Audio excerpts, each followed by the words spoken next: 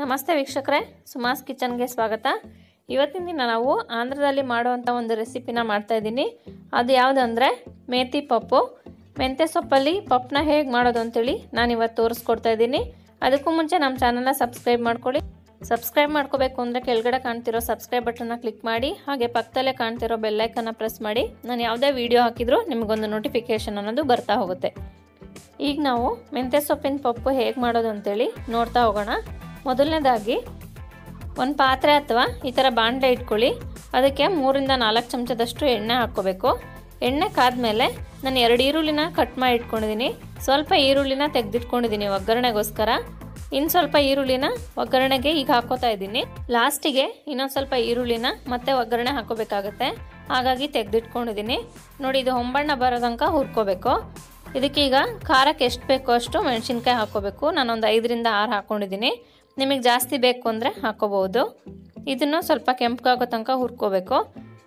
Next ನಾವು ಟೊಮೆಟೊನ cut ಮಾಡಿ ಇಟ್ಕೊಂಡಿದ್ದೀನಿ ಸಣ್ಣದಾಗಿ.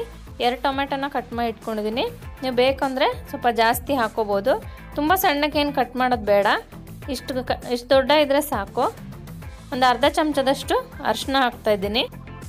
ನೆಕ್ಸ್ಟ್ ಇದಕ್ಕೆ ನಾನು 1 ಚಮಚದಷ್ಟು ಸಾಂಬಾರು ಪುಡಿ ಹಾಕ್ತಾಯಿದ್ದೀನಿ. ನೀವು ಸಾಂಬಾರು ಪುಡಿ ಯೂಸ್ ಮಾಡಲಿಲ್ಲ ಅಂದರೆ ಅಚ್ಕಾರದ ಪುಡಿನೂ ಹಾಕ್ಕೋಬೋದು. 1 ಚಮಚದಷ್ಟು ಅಚ್ಕಾರದ ಪುಡಿ ಹಾಕ್ಕೊಂಡ್ರು ಸಾಕಾಗತ್ತೆ. ನಿಮಗೆ ಖಾರ ಜಾಸ್ತಿ ಬೇಕು ಅಂದರೆ ಜಾಸ್ತಿ ಒಂದು 2-3 ಚಮಚದಷ್ಟು ಹಾಕ್ಕೋಬೋದು. ಉಪ್ಪು 1 ಚಮಚದಷ್ಟು ಹಾಕ್ತಾಯಿದ್ದೀನಿ. ಇದು ಸ್ವಲ್ಪ ಬೇಯಲಿ ಅಂತ ಹೇಳ್ಬಿಟ್ಟು 1 ಚಮಚ ಹಾಕ್ತಾಯಿದ್ದೀನಿ. ಆಮೇಲೆ ಸ್ವಲ್ಪ ಹಾಕ್ಕೋತೀನಿ.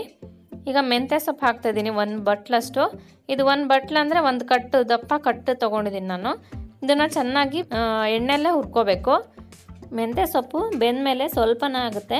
ನೋಡಿ, ಇದನ್ನು ಚೆನ್ನಾಗಿ 1 ನಿಮಿಷದಷ್ಟು ಚೆನ್ನಾಗಿ ಕೈ ಎಡ್ಕೋಬೇಕು. ಇವಾಗ ಆಗಿದೆ ಇದು.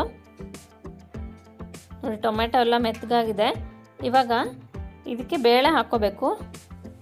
ತೊಗರಿಬೇಳೆಗೆ ನಾನು ಒಂದು ಸ್ವಲ್ಪ ಅರಿಶಿನ ಮತ್ತು ಎಣ್ಣೆ ನೀರು ಹಾಕ್ಬಿಟ್ಟು ಒಂದು 3 ವಿಷಲಷ್ಟು ಕೂಗಿಸ್ಕೊಂಡಿದ್ದೀನಿ.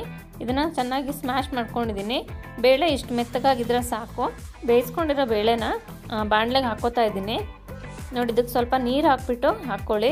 ನಿಮಗೆ ಎಷ್ಟು ಕನ್ಸಿಸ್ಟೆನ್ಸಿ ಬೇಕು ಅಂತ ನೋಡಿಬಿಟ್ಟು ನೀರು ಹಾಕ್ಕೊಳ್ಳಿ. ತುಂಬ ನೀರು ಹಾಕ್ಕೋಬೇಡಿ, ಜಾಸ್ತಿ ನೀರು ಹಾಕ್ಬಿಟ್ರೆ ಚೆನ್ನಾಗಿರೋದಿಲ್ಲ. ನೋಡಿ, ಇವಾಗ ಕೈ ಆಡ್ಕೋತಾ ಇದ್ದೀನಿ ಇಷ್ಟನ್ನು. ನೋಡಿ, ಸ್ವಲ್ಪ ಗಟ್ಟಿನೇ ಆಗಿದೆ ಬೇಳೆ ಹಾಕಿದ ಮೇಲೆ.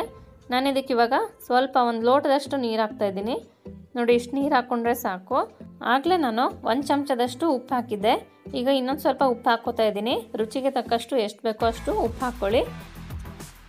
ರೊಟ್ಟಿ ಚಪಾತಿಗೆ ನಿಮಗೆ ಗಟ್ಟಿನೇ ಬೇಕು ಅನಿಸಿದ್ರೆ ನೀರು ಜಾಸ್ತಿ ಹಾಕ್ಕೋಬೇಡಿ, ಸ್ವಲ್ಪನೇ ನೀರಿದ್ರೆ ಸಾಕು. ನೋಡಿ, ಇವಾಗ ಕುದೀತಾ ಇದೆ ಇದು. ಇದೊಂದು 2 ರಿಂದ 3 ನಿಮಿಷದಷ್ಟು ಕುದಿದೆ. ನೋಡಿ, ಕನ್ಸಿಸ್ಟೆನ್ಸಿ ಇದ್ದರೆ ಸಾಕು. ನೀವು ಅನ್ನದ ಜೊತೆ ಊಟ ಮಾಡ್ತೀನಿ ಅಂದರೆ ಇಷ್ಟು ನೀರಾಗಿದ್ದರೆ ಸಾಕು, ಇನ್ನೂ ಜಾಸ್ತಿ ನೀರು ಹಾಕ್ಕೋಬೇಡಿ. ರೊಟ್ಟಿಗೆ ಬೇಕು ಅಂದರೆ ಒಂದು ಸ್ವಲ್ಪ ನೀರು ಕಡಿಮೆನೇ ಹಾಕ್ಕೊಳ್ಳಿ. ನೋಡಿ, ಇವಾಗ ಆಗಿದೆ. ಗ್ಯಾಸ್ ಆಫ್ ಮಾಡ್ತಾ ಇದ್ದೀನಿ. ಇವಾಗ ನೆಕ್ಸ್ಟ್ ಒಗ್ಗರಣೆ ಹಾಕ್ಕೋಬೇಕು. ಒಂದು ಸಣ್ಣ ಪಾತ್ರೆ ಇಟ್ಕೊಳ್ಳಿ. ಒಗ್ಗರಣೆಗೆ ನಾನು ತುಪ್ಪ ಯೂಸ್ ಮಾಡ್ತಾಯಿದ್ದೀನಿ. 2 ಚಮಚದಷ್ಟು ತುಪ್ಪ ಹಾಕ್ಕೊಂಡಿದ್ದೀನಿ. ತುಪ್ಪ ಕಾದ್ಮೇಲೆ 1 ಚಮಚದಷ್ಟು ಸಾಸಿವೆ ಹಾಕ್ಕೋತಾ ಇದ್ದೀನಿ. ಸಾಸಿವೆ ಚಟಪಟ ಅಂದಮೇಲೆ 1 ಚಮಚದಷ್ಟು ಜೀರಿಗೆ ಹಾಕ್ಕೋಬೇಕು. ಈರುಳ್ಳಿ ಸ್ವಲ್ಪ ಉಳಿಸ್ಕೊಂಡಿರ್ತೀವಲ್ಲ, ಆ ಈರುಳ್ಳಿನ ಈಗ ಮತ್ತೆ ಒಗ್ಗರಣೆಗೆ ಹಾಕ್ಕೋಬೇಕಾಗತ್ತೆ. ನೋಡಿ, ಈಗ ಈರುಳ್ಳಿ ಹಾಕ್ತಾಯಿದ್ದೀನಿ. ಸ್ವಲ್ಪ ಈರುಳ್ಳಿ ಹಾಕ್ಕೊಳ್ತಾ ಇದ್ದೀನಿ. ನಿಮ್ಗೆ ಬೇಕಂದರೆ ಜಾಸ್ತಿ ಹಾಕ್ಕೋಬೋದು ಈರುಳ್ಳಿ ಟೇಸ್ಟಿಗೋಸ್ಕರ. ಈಗ ಇದನ್ನು ಸ್ವಲ್ಪ ಹೊಂಬಣ್ಣ ಬರೋ ತನಕ ಹುರ್ಕೊಳ್ಳಿ.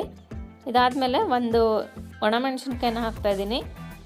ಹಾಗೆಯೇ ಸ್ವಲ್ಪ ಕರಿಬೇವು ಹಾಕ್ಕೊಳ್ಳಿ, ಒಂದು 5 ರಿಂದ 6 ಎಸಲಷ್ಟು.